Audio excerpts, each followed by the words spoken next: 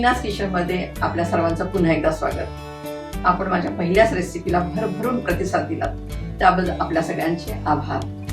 अशाच नवीन नवीन रेसिपी घेऊन मी आपल्यासमोर येणार आहे. त्यातलीच आज अतिशय स्वादिष्ट, भरपूर कॅल्शियम असणारी, चटकन पटकन आणि चवदार असणारी रेसिपी शेवग्याच्या शेंगाचं सूप. अगदी कमीत कमी साहित्यात होणार. बघूया साहित्य काय आहे. शेवग्याच्या शेंगा, बटर किंवा तूप, बारीक चिरलेला लसूण, जिरं, कोथिंबीर थोडीशी गार्निश करण्यासाठी, चवीपुरतं मीठ, एक हिरवी मिरची आणि वरून घालायला मिरीची पूड. आपण साहित्य तर पाहिलंच. आता आपण बघूया कृती कशी करायची. त्यासाठी मी शेवग्याच्या शेंगा आधी उकळून घेतलेल्या आहेत. एक 10 मिनिटं उकळायच्या आणि नंतर पुढची कृती सांगते. गॅस पेटवायचा, स्लो फायरवर करायचा, कारण नाहीतर मग तूप जळतं. तूप किंवा बटर घालायचं त्याच्यात आणि थोडंसं तेल घालायचं, म्हणजे बटर लगेच करपतं. नाही तर मी थोडंसंच अगदी तेल घालते त्याच्यात, अगदी किंचित एवढंसच, म्हणजे काय बटर करपत नाही. हे वितळलं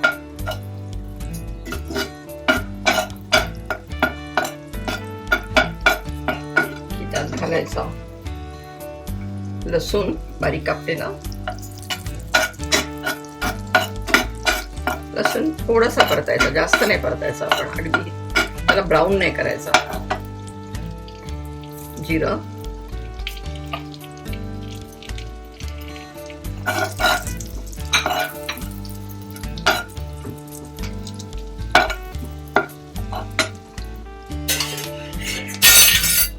आणि मिरची अशी मोठे मोठे तुकडे कट करून टाकायचे. म्हणजे काय तुम्हाला नंतर ते बाहेर काढता येतात, म्हणजे दाताखाली आले तर उगाच तिखट लागतील ते, म्हणून.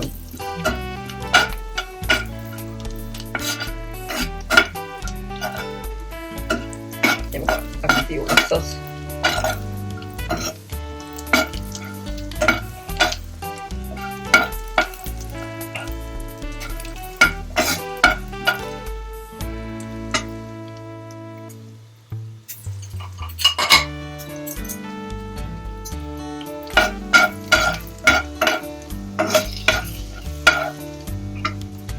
जिरं भाजलं गेलं आहे चांगलं.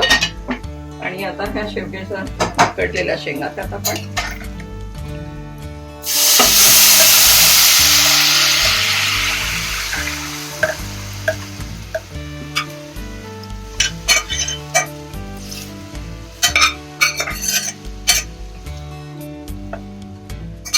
खूप हेल्दी आहे हे सूप आणि खूप सोपं आहे करायला. चवीपुरतं मीठ,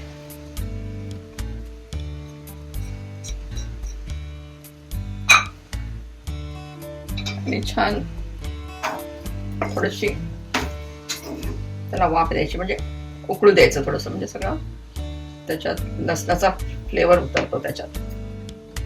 आणि चवीला तर अतिशय छान लागतं.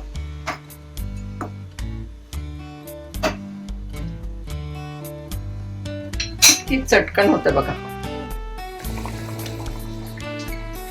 अशा रीतीने आपलं सूप तयार झालेलं आहे, चटकन पटकन आणि चवदार. आता आपण त्याला सर्व करूया.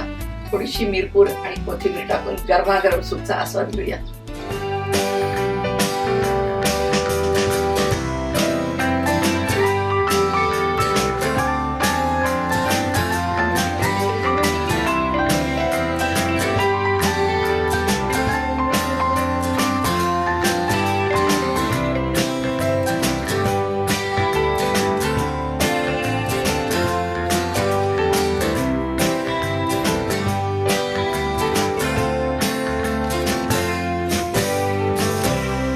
मग कशी वाटली आजची माझी रेसिपी.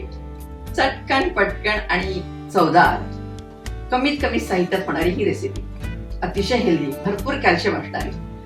मग माझ्या YouTube चॅनल मीनाज किचन यावर ही रेसिपी बघा, शेअर करा, लाईक करा, सबस्क्राईब करा आणि कमेंट्स करा.